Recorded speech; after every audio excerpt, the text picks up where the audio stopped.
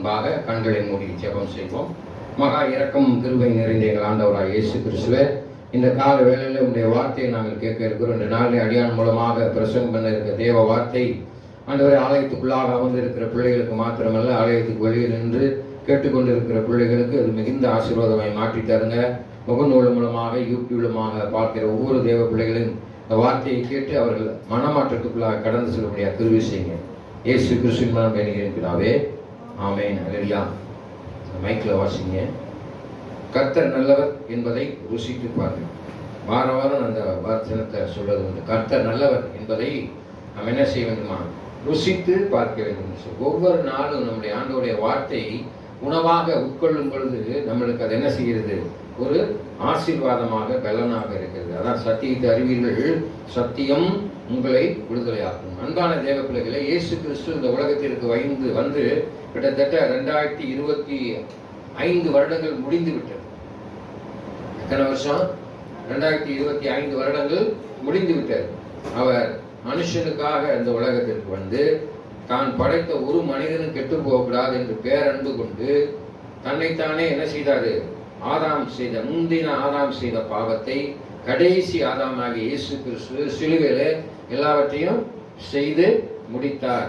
அதான் கடைசியில சொல்றார், எல்லாம் முடிந்தது என்று அவர் சொல்ற காரியம். அல்லேலூயா. இங்கே அவர் மரித்து உயிர் தெழுந்து 40 நாட்கள் இந்த பூமியில் என்ன செஞ்சாரு? இருந்தார் என்று பார்க்கிறோம். அவர் கடைசியாக 40 நாள் முடிஞ்ச பிறகு பரமேறினார் என்று பார்க்கிறோம். அப்பொழுது எல்லா ஜனங்கள் அவர் மேல போறதை பார்த்தாங்க. அல்லேலூயா. அப்ப போகும்போது என்ன சொல்ற? நான் உங்களுக்கு ஒரு தேற்றவாளனை விட்டு செல்கிறேன் என்று சொன்னார். என்ன சொன்னாரு? தேற்றவாளனை விட்டு செல்கிறேன் அப்படின்னாரு. அப்ப பிதாவானவர் மேல இருக்காரு, இயேசு கிறிஸ்து மேல போறாரு. அப்ப எந்த தேற்றவாளன்? பரிசுத்த ஆவியானவர். மனிதனிடத்துல 2 வகையான ஆவிகள் செயல்படுகிறது. ஒன்னு அசுத்தாவி, இன்னொன்னு பரிசுத்தாவி. பரிசுத்தாவினா நல்ல ஆவி என்று சொல்லப்பட்டிருக்கு, நல்ல குணம் படைத்த ஆவிகள் என்று சொல்லப்பட்டிருக்கு. அந்த பரிசுத்தாவி தான் மனிதனை இங்கே செயல்படுத்தும் என்று சொல்லி என்ன செஞ்சிட்டாரு? இயேசு கிறிஸ்து உங்களுக்கு ஒரு தேற்றவாளன். நீ சோர்ந்து போயிருக்கிற நேரம், கஷ்டப்படுற நேரம், வேதனையா இருக்கிற நேரம், ஆண்டவராய் இயேசு கிறிஸ்து பரிசுத்தாவியானவரை என்னை ஆற்றி தேற்றுங்க. நான் பலவீனனா இருக்கிறேன், என் சுகவீனத்துல என்னுடைய பலன் பூரணமாய் விளங்க வேண்டும் என்று சொல்லி அந்த பரிசுத்தாவியானவரை துணை கொண்டு நம்ம என்ன செய்யணும்? ஜெபிக்க வேண்டும் என்று சொல்லி இருக்கிறது. அப்ப இங்க சொல்லியிருக்குது, ஆவியானவருடைய இந்த உலகத்துல அவர் செய்யக்கூடிய திருப்பணி அட்டகாசம் இல்லை. பிசாசு என்ன செய்யுது? திருடவும் கொல்லவுமே தான் வரான். ஆனா நானும் ஜீவன் இருக்கேன், ஜீவன் பரிபூர்ணப்படவும் வந்தேன் என்று சொல்லியிருக்க. அப்ப ஆவியானவர், பரிசுத்த ஆவியானவர் உனக்குள்ளாக இருந்து என்னென்ன திருப்பணின்னு என்ன இருக்கும்? நல்ல வேலைகளை செய்யக்கூடிய ஒருவராக பரிசுத்த ஆவியானவர் என்னென்ன செய்கிறார் என்பதை குறித்து இந்த நாளிலே நம்ம தியானிக்க இருக்கிறோம். பிலிப்பியர் புத்தகம் 3ஆம் அதிகாரம் 3ஆம் வசனத்தை பாருங்களேன். பிலிப்பியர் புத்தகம் 3ஆம் அதிகாரம் 3வது வசனத்தை வாசித்து பார்ப்போம். பிலிப்பியர் புத்தகம் 3ஆம் அதிகாரம் 3வது வசனம்.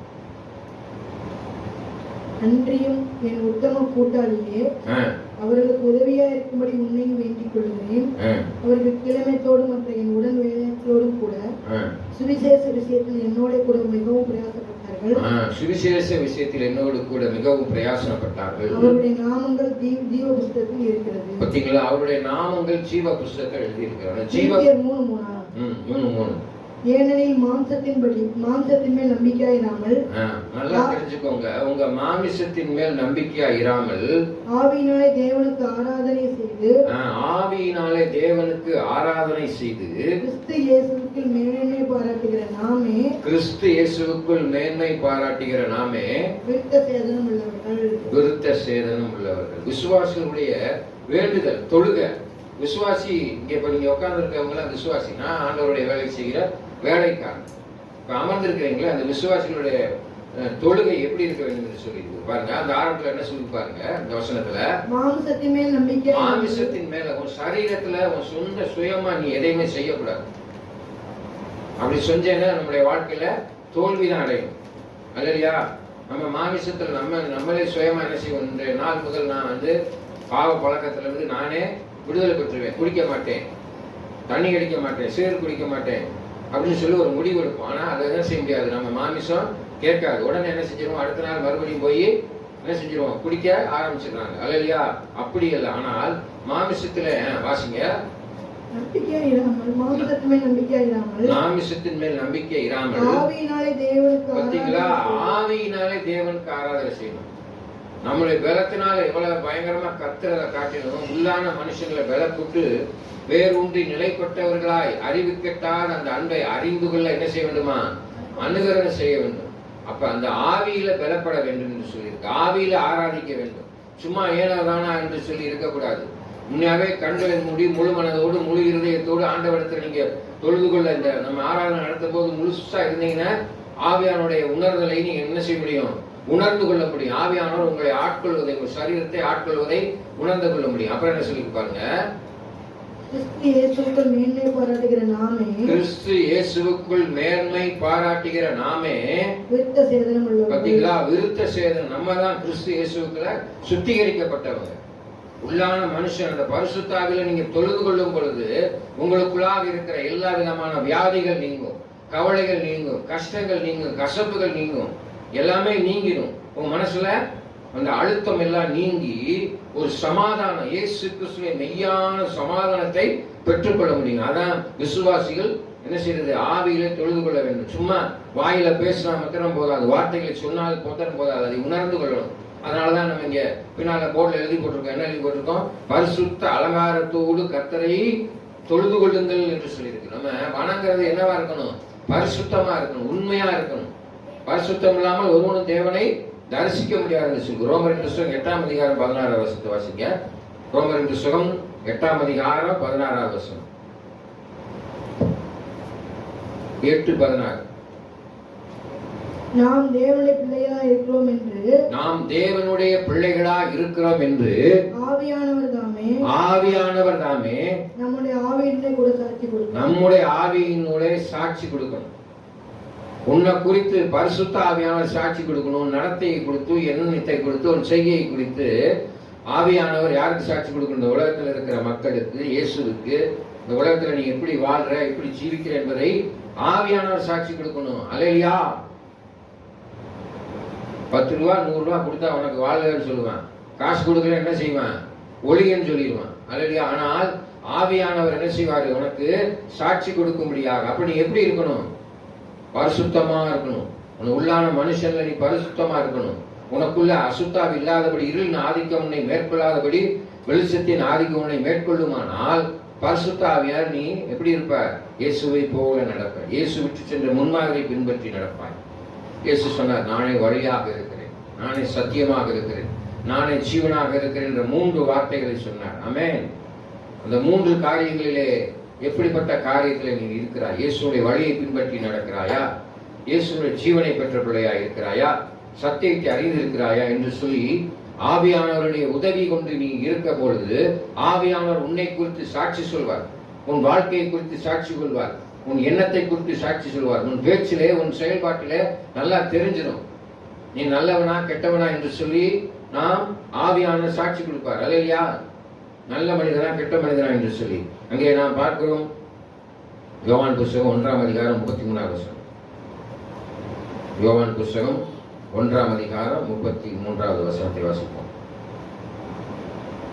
நானும் இவரை அறியாதிருந்தேன், ஆனாலும் ஜலத்தினால் ஞானஸ்நானம் கொடுக்கும்படி என்னை அனுப்பினவர் ஆவியானவர் இறங்கி யார் மேல் தங்குவதை நீ காண்பாயோ அவரே பரிசுத்த ஆவியினால். யார் மேல் நீ தங்குவதை காண்பாயோ அவரே பரிசுத்த ஆவியினால் ஞானஸ்நானம் கொடுக்கிறார். பரிசுத்த ஆவியினால் சொல்லியிருந்தார். அப்ப யோவானுக்கு அங்க சொல்லப்பட்டிருக்கு. ஜலத்தினால யோவான் ஞானஸ்நானம் கொடுத்துட்டு இருக்கும் போது அங்கே பரிசுத்த ஆவியானவனால் ஒருத்தர் ஞானஸ்நானம் கொடுப்பார், அவர் வருவார்னு சொல்லி. நீங்க ஞானஸ்தானம் பெடுத்தால் மாத்திரம் போதாது, பரிசுத்தாவி ஞானஸ்தானத்தை பெற்ற பிள்ளைகளாக இருக்கணும், பரிசுத்தப்படணும். ஆமென். நான் தான் சொன்னேன், பரிசுத்தம் இல்லாமல் ஒருவனும் தேவனை தரிசிக்க முடியாது. எபிரேயர் புஸ்தகம் 12ஆம் அதிகாரம் 14ஆம் வசனத்துல சொல்லியிருக்கு, யாவரோடும் சமாதானமா இருக்கும், பரிசுத்தம் உள்ளவர்களா இருக்கும் நாடுங்கள். பரிசுத்தம் இல்லாமல் ஒருவனும் கர்த்தரை, இயேசுவை, பிதாவை தரிசிக்க முடியாது என்று சொல்லியிருக்கு. ஆமென். வேதவசனம் சொல்லுகிறோம். 1 கொரிந்தியர் புஸ்தகம் 12ஆம் அதிகாரம் 13ஆவது வசனம். அல்லேலூயா.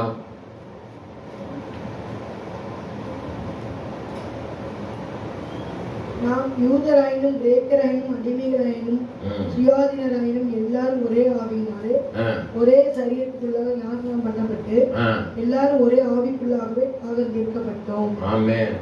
அப்ப யூதன் என்றும் இல்லை, கிரேக்கனும் என்றும் இல்லை, மற்ற எந்த ஜாதிக்காரனாலும் எல்லாருமே ஒரே மனுஷனா தான் இருக்கும். எல்லா மனுஷரும் ஒண்ணுதான். இந்த மனுஷனுக்குள்ளாக ஞானஸ்தானம் எல்லாருக்கும் ஒண்ணுதான். அல்லையா? பிதா குமாரன் பரிசுத்தாவின் நாமத்தினாலே ஞானஸ்தானம் உண்டு. போதருக்கு தனியா இருக்கா, உங்களுக்கு தனியா இருக்கா, இல்ல கிரேக்கனுக்கு தனியா இருக்கா, யூதனுக்கு தனியா இருக்கா? புறஜாதி ஆகிய எல்லா ஜனங்களுக்கும் ஒரே மாதிரியான ஞானஸ்தானத்தை அவர் கொடுத்திருக்கிறார். ஒன். அப்ப கிறிஸ்து இயேசுவுக்கு நாம் எல்லோரும் ஒருமித்தவர்களா இருக்கிறோம். அல்லையா? வெவ்வேறாக கிடையாது, எல்லாம் ஒரே பிள்ளைகளாக இருக்கிறோம். தேவனால் பிறந்தவெல்லாம் இந்த உலகத்தை ஜெயிக்க பிறந்திருக்கிறோம். அல்லையா? அப்ப ஒரே பிள்ளைகள், நாம ஒரு நாளும் தோற்று போவதே இல்லை என்று சொல்லியிருக்கு. அப்போஸ்தலர் புத்தகம் 20ஆம் அதிகாரம் 22, 23.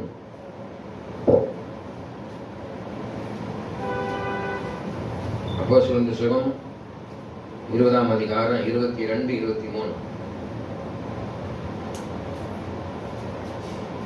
Hallelujah. Praise God.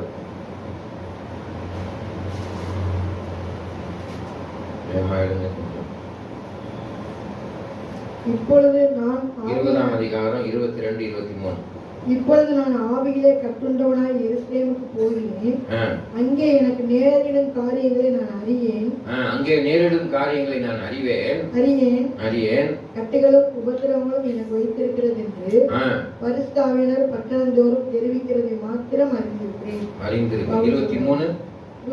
கட்டுகளும் உபத்திரவங்களும் எனக்கு வைத்திருக்கிறது என்று பரிசுத்த ஆவியானவர் பட்டணந்தோறும் தெரிவிக்கிறதை மாத்திரம் அறிந்திருக்கிறேன். பட்டணந்தோறும் பரிசுத்த ஆவியானவர் தெரிவிக்கிறது. உனக்கு பரிசுத்த ஆவியானவர் தெரிவிப்பார். அல்லையா? உனக்கு என்ன பாடு இருக்கு, என்ன கஷ்டம் இருக்கு. உலகத்தில் உபத்திரம் உண்டு, திறன்கள் நான் உலகத்தை ஜெயித்திருக்கிறேன். பரிசுத்த ஆவியானவர் உனக்குள்ளாக இருப்பாரானால் நீ படப்போகிற காரியங்களை எதிர்நோக்கி கொள்ளும்படியான காரியத்தை வெளிப்படுத்துவார். உன் சோதனையிலிருந்து தப்பித்துக் கொள்ளவும் இந்த சோதனை தாங்கிக் கொள்ளத்தக்க போக்கையும் ஆண்டவர் வைத்திருக்கிறார். ஆமென். நீ தாங்கிக் கொள்ளத்தக்க சோதனைத்தான் ஆண்டவர் தருவார். ஆமென். அதன் மூலமா தப்பித்துக் கொள்ள போக்கை பரிசுத்த ஆவியானவர் உனக்கு என்ன செய்வார்? வழி நடத்துவார். அல்லேலூயா. Price father. ஆமென். 2 பேதுரு புத்தகம் 1ஆம் அதிகாரம் 21ஆம் வசனம். 2 பேதுரு புத்தகம் 1ஆம் அதிகாரம் 21ஆம் வசனத்தை வாசிப்போம். உங்கள் விசுவாசமும் நம்பிக்கையும் தேவன் மேல இருக்கும். பாத்தீங்களா? நம்மளுடைய விசுவாசமும் நம்பிக்கையும் யார் மேல இருக்கணும்? தேவன் மேல இருக்கணும். அவரை மரித்தோரிலிருந்து எழுப்பி அவருக்கு மகிமையை கொடுத்தார். அவரை மரித்தோரிலிருந்து எழுப்பி அவருக்கு மகிமையை கொடுத்தார். அதற்கு மகிமையை கொடுத்தார். அல்லேலூயா. பிதாவானவர் தான் நீ கெட்டு போகக்கூடாது என்ற நல்ல எண்ணம் கொண்டவராக இருந்தார். ஆனால் தன்னுடைய ஒரே பேரான குமாரனை தெய்வ மனிதனாக இந்த உலகத்திற்கு குமாரனாக அவதரித்து என்ன செஞ்சாரு? மரித்தோரில் இருந்து இந்த மனுஷன் செத்து போயிடுவான். செத்து போனா நம்ம உயிரோட முடியாது. ஆமென். ஆனால் இயேசு கிறிஸ்து என்ன செய்தாரு? மரித்து 3ஆம் நாள் மனிதனுக்காக, மனிதனுடைய பாவங்களுக்காக மரித்து உயிர் தெழுந்தார் என்று பார்க்கிறோம். ஆமென். அது தெய்வத்தினால மாத்திரம் தான் முடியுது. என்னால உன்னால முடியுமா? முடியாது. அல்லேலூயா. அங்கே வேதவசனம் சொல்லுது, உனக்காக எனக்காக தான் அவர் என்ன செய்தாரு? மரித்து உயிர்த்தார். அதனால உன் நம்பிக்கை யார் மேல இருக்கணும்? தேவன் மேல இருக்கணும். அவர் தான் இயேசுவை அனுப்பினார். என்னை கண்டவன் பிதாவை காண்கிறான். அல்லேலூயா. இயேசு நீ பார்த்தேன்னு பிதாவை பார்க்கிறேன்னு அர்த்தம். இப்ப என்னை இல்லாமல் ஒருவனும் பிதாவிடத்தில் வரான். அதனால உன் நம்பிக்கை யார் மேல இருக்கணும்? தேவன் மேல இருக்கணும் என்று தெளிவாக சொல்லியிருக்கு. ரோமர் புத்தகம் 8ஆம் அதிகாரம் 5, 6 வாசி பாருங்க. ரோமர் புத்தகம் 8ஆம் அதிகாரம் 5, 6 ஆகிய வசனங்களை வாசிங்க. அன்றியும் மாம்சத்தின்படி நடக்கிறவர்கள் மாம்சத்திற்குரியதை சிந்திக்கிறார்கள். பாத்தீங்களா? அன்றியும் மாமிசத்தின்படி நடக்கிறவர்கள் மாமிசத்தின்படி தான் சிந்திக்கிறீங்க. நம்ம சுயமா நம்முடைய சரீரத்துல நம்மளே நம்முடைய எண்ணத்துல நடந்தோம்னா மாமிசத்தின்படி தான் நடப்போம். அல்லேலூயா. ஆவியின்படி நடக்கிறவர்கள் ஆவிக்குரியதை, ஆவியின்படி நடக்கிறவர்கள் ஆவிக்குரியதை சிந்திப்பார்கள். ஆமென். மாமிச சிந்தை மரணம், மாமிச சிந்தை மரணம், ஆவியின் சிந்தையோ ஜீவன் சமாதானம். ஆவியின் சிந்தையோ ஜீவனோ சமாதானம் தரும். அப்ப எந்த காரியத்தை நீங்க தேர்ந்தெடுக்க விரும்புறீங்க? ஆவிக்கு விரோதமா மாமிசமும், மாமிசத்துக்கு விரோதமா ஆவியும் போராடும். தீங்கு செய்ய விரைந்தோடும் கால்களா இருக்கும். நம்ம சுயமா சிந்திச்சோம்னா வேகமா நம்ம தவறு செய்வதற்கு வேகமா நம்முடைய கால்கள் ஓடும், எண்ணங்கள் ஓடும், சிந்தனைகள் ஓடும், பார்வை இருக்கும். ஆனால் ஆவிக்குரிய வாழ்க்கையிலே அறிவு கெட்டார் அந்த அன்பை அறிந்து கொள்ளுங்க. உள்ளான மனுஷன் சொல்லியிருக்கு, பேதுரு சொல்லியிருக்கு. உள்ளான மனுஷன் என்ன? உனக்குள்ளாக இருக்கிற ஆவி எப்படிப்பட்ட ஆவியா இருக்கு? அதுல வல்லமையாய் பலப்பட்டு அறிவு கிட்டாத அந்த அன்பு, இயேசு கிறிஸ்து அன்பை உணர்ந்து கொண்டுட்டேன இந்த உலகத்துல எல்லாத்தையும் என்ன செஞ்சு கொள்ள முடியும்?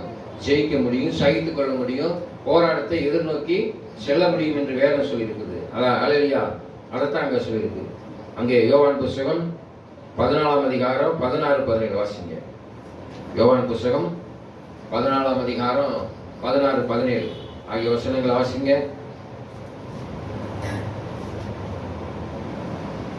நான் பிதாவை வேண்டிக் கொள்வேன் என்றென்றைக்கும் உங்களுடனே கூட இருக்கும்படிக்கு. பாத்தீங்களா? என்றென்றைக்கும் உங்களுடனே இருக்கும்படிக்கு சத்திய ஆவியை அறிய வேறொரு தேற்றவாளன் அவர் உங்களுக்கு தந்தருள்வார். உலகம் அந்த சத்திய ஆவியானவரை காணாமல் அறியாமல் இருக்கிறபடியால் அவரை பெற்றுக்கொள்ள மாட்டாது. அவர் உங்களுடனே வாசம் பண்ணி உங்களுக்குள்ளே இருப்பதால். பாத்தீங்களா? அதனால அந்த உள்ளான மனுஷன் பரிசுத்த ஆவியானவர் உங்களுக்குள்ளாக இருக்கிறார். நீ வெளியே தேடிட்டு இருக்க. தூணிலும் இருப்பார், துருமிலும் இருப்பார், எங்கும் வியாபித்து இருக்கிறார். சொல்லியிருக்கிறோமா? எனக்குள்ளாக இருக்கிற இயேசு கிறிஸ்து உங்களுக்குள்ள இருந்து பிதாவானவர் பரிசுத்த ஆவியானவர் என்ன செய்வார்? செயல்படுவார் என்று வேதம் சொல்லியிருக்குது. உங்களுக்குள்ளே இருப்பதால் நீங்கள் அறிந்து கொள்ள முடியும். இயேசு உங்களுக்குள்ள இருக்கிறார் என்பதை அறிந்து கொள்ள முடியும், உணர்ந்து கொள்ள முடியும். அப்படி உணர்ந்து கொள்ள வேண்டும் என்றால் நீங்க என்ன செய்யணும்? அவருக்கு இடம் கொடுக்கணும். கதவை திறந்து இருக்கிற ரூமுக்குள்ள போகணும்னா கதவை திறந்தா தான் போக முடியும். அப்ப தட்டுங்கள், திறக்கப்படும். ஆண்டவரை நோக்கி, ஆண்டவரே என்னிடத்துல வாருங்கள் என்று சொல்லி நீங்க கேட்கும் போது அவர் என்ன செய்வாரு? உன் ஆலயமாக சரீரத்தை நீ பரிசுத்தமாக வைத்துக் கொள்ளும் பொழுது அவர் என்ன செய்வாரு? சுகந்த வாசனையாக இருந்து உன் ஆலயத்துக்குள்ள வாசனை செய்வார். இயேசு உனக்குள்ளாக பரிசுத்தாவின் உனக்குள்ளாக இருக்கும் போது எவ்வளவு சந்தோஷமா இருக்கும் பாருங்க. உனக்கு எதிராய் உருவாக்கப்படும் எந்த ஆயுதமும் வாய்க்காதே போகும். நான் உன்னை விட்டு விலகுவதும் இல்லை, நான் உன்னை கைவிடுவதும் இல்லை. இந்த வாக்குத்தத்தம் அப்படி நிறைவேறும். அல்லேலூயா. வேதவசனம் சொல்லி இருக்குது, நான் சொல்லவில்லை. அங்கே நாம் வாசி பார்க்கிறோம். 1 யோவான் புத்தகம் 4ஆம் அதிகாரம் 13வது வசனம். 1 யோவான் 4ஆம் அதிகாரம் 13வது வசனத்தை வாசிப்போம். அல்லேலூயா. அவர் நம்முடைய ஆவியில் நமக்கு தந்ததினாலே அவருடைய ஆவி நமக்கு தந்தருளினாலே நாம் அவரிலும் அவர் நம்மிலும் நிலைத்திருக்கிறோம். பாத்தீங்களா? அவர் நம்மிலும் நம்ம அவரிலும் நிலைத்திருப்பது அறிந்திருக்கிறோம். ஆமென். அவர் உனக்கு என்ன செஞ்சிருக்கிறார்? ஆவியை தந்திருக்கிறார். அதான் அவர் சொல்றாரு பரமேறியும் போது, நான் உனக்கு ஒரு தேற்றவாளனை விட்டு செல்கிறேன். அல்லேலூயா. அந்த இறுதியில கடைசியில் என்ன சொல்லி இருக்குது? வாசிங்க. நாம் அவரிலும் அவர் நம்மிலும் நிலைத்திருக்கிறதை அறிந்திருக்கிறோம். அவர் மறுபடியும் வாசிங்க. என்ன சொல்லி இருக்குது? நாம் அவரிலும். நல்ல அழுத்தமா கேட்டு பாருங்க. நாம் அவரிலும். நீங்க இயேசுக்குள்ள இருப்பீர்களானால் அவர் உங்களுக்குள்ள வந்துருவார். ஆமென். அவர் நம்மிலும் இருப்பதை நீங்கள் நிலைத்திருக்கிறதை அறிந்திருக்கிறோம். அப்ப நிலைத்திருக்கணும். கடவுள் உனக்குள்ள இருக்கு, தெய்வம் உனக்குள்ள இருக்கு. அப்பப்ப பாத்தீங்கன்னா சாமி ஆடுவாங்க, பாத்துருக்கீங்களா? சாமி இறங்கிருச்சுவாங்க. எப்பவுமே இயேசு கிறிஸ்து உன்னோட இருக்கணும். ஆமென். தெய்வம் எப்பொழுதும் உன் கூட இருக்கும். அதான் சொல்றார், நான் உன்னை விட்டு விலகுவதும் இல்லை, உன்னை கைவிடுவதும் இல்லை, எப்பொழுதுமே இருக்கிறார் என்பதை நீங்க உணர்ந்து கொள்ள முடியும் என்று சொல்லியிருக்கு. அந்த உணர்ந்து கொள்வதுதான் ஆவியானுடைய திருப்பணி என்று சொல்லப்படுகிறது. ஆவியானவரை நீ உணர்ந்து கொள்வாயானால் நீ பலப்பட்டு திறன் கொண்டு எழுந்து இயேசுவுக்காக முழுமையாக நடப்பாய். எங்க வேதவசனம் சொல்லுது பாருங்க. 2 தீமோத்தேயின் புத்தகம் 1ஆம் அதிகாரம் 14வது வசனம். 2 தீமோத்தேயின் புத்தகம் 1ஆம் அதிகாரம் 14வது வசனம். உன்னிடத்தில் ஒப்புவிக்கப்பட்ட அந்த நற்பொருளை நமக்குள்ளே வாசம் பண்ணுகிற பரிசுத்த ஆவியினாலே காத்துக்கொள். பரிசுத்த ஆவி என்ன செய்யணுமா? காத்துக்கொள்ளணும். ஆரம்பத்தில் என்ன சொல்லிருக்கு பாருங்க. உன்னிடத்தில் ஒப்புவிக்கப்பட்ட அந்த நற்பொருள் சொல்லியிருக்கு. நல்ல பொருள். பாத்தீங்களா? யாருக்கும் கிடைக்காத ஒரு ஆசீர்வாதம். பரிசுத்த ஆவியானவர் ஒரு நல்ல பொருளாக இருக்கிறார். உன்னிடத்தில் ஒப்பிக்கப்பட்டிருக்கு, உனக்கு கொடுக்கப்பட்டிருக்கிறது. நான் உனக்கு ஒரு தேற்றவாளனை விட்டு செல்கிறேன் என்று சொல்லி கொடுக்கப்பட்ட அந்த பரிசுத்த ஆவியானவர் என்ன செய்யணுமா? உனக்குள்ள வச்சு பாதுகாத்துக் கொள்ளணும். பிசாசு வஞ்சித்திராதபடி. திருடன் வந்து உன் மனசை கொள்ளையடிக்கிறாதபடி, உன்னை ஆவியை கொலை செய்யாதபடி. ஆமென். அதான் என்ன செய்யணும்? பத்திரமா பாதுகாத்துக் கொள்ளணும் வேதம் சொல்லுது. எபேசியரின் புஸ்தகம் 6ஆம் அதிகாரம் 17ஆம் வசனம். எபேசியரின் புஸ்தகம் 6ஆம் அதிகாரம் 17ஆம் வசனத்தை வாசிங்க. அல்லேலூயா. சத்தியம் என்னும் கச்சையை சத்தியம் என்னும் கச்சையை உங்கள் அறையில் கட்டினவர்களாயும் உங்கள் அறையை கட்டினவர்களாயும் நீதி என்னும் மார்க்கவசத்தை தரித்தவர்களாயும் நீதி என்னும் மார்க்கவசத்தை தரித்தவர்களாயும். அப்ப என்ன சொல்லி? 2 காரியம் சொல்லியிருக்கு.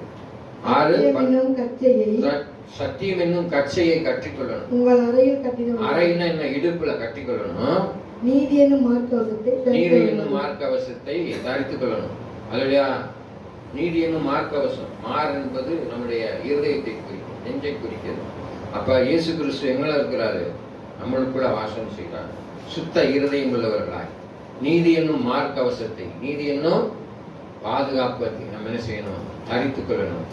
சத்தியம் என்னும் கச்சையை கட்டிக்கொள்ளணும். இடுப்புல இருப்ப கட்டிக்கிட்டீங்கன்னா நல்லா ஸ்டிஃபா இருக்குல்ல. அப்ப சத்தியத்தின்படி நடப்பெல்லாம் நிமிர்ந்து நடக்க முடியும். ஆமென்.